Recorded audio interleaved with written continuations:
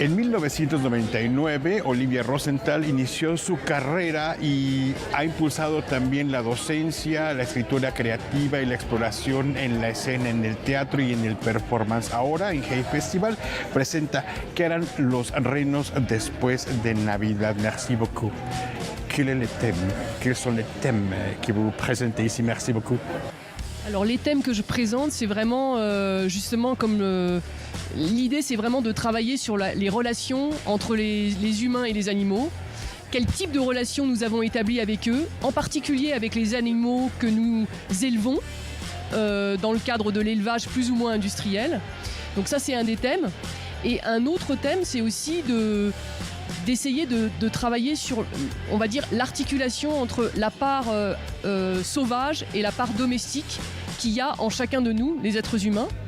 Quel est le rôle de la mémoire dans cette parole? C'est l'histoire d'une petite fille qui aspire à avoir un chien, un animal. J'ai envie de dire que la part de la mémoire, c'est deux choses. C'est d'une part dans l'écriture du livre. En fait, ce que j'ai fait, c'est que j'ai fait des entretiens avec des gens qui travaillent avec des animaux. Et c'est le travail préalable au livre. Et après, j'ai envie de dire aussi qu'il y a un travail de mémoire qui concerne le personnage lui-même.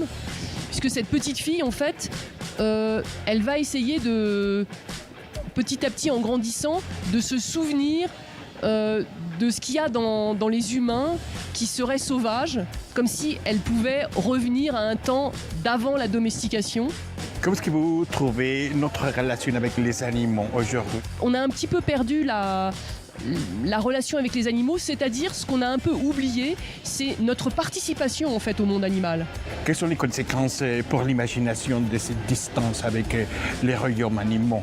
Il y a des conséquences, je crois, voire spirituelles. J'ai envie de dire que de plus en plus, les animaux sont des êtres imaginaires, presque. C'est-à-dire qu'ils sont de moins en moins réels et de plus en plus des êtres de l'esprit. Et que, en fait, un des, on va dire, le travail de l'écrivain aussi, c'est de faire en sorte que cette imagination-là soit toujours active. Parce que c'est par le biais de l'imagination qu'on peut peut-être retrouver quelque chose du lien qu'on a avec les animaux. Qu'est-ce que vous pensez des documentaires qui présentent des animaux à travers les médias? C'est une romantisation. Comment est-ce que vous trouvez ce thème? En général, quand je regarde des documentaires animaliers, ça me fait un peu rire. Parce qu'en fait, il y a un anthropomorphisme dans la description animale qui est très très fort.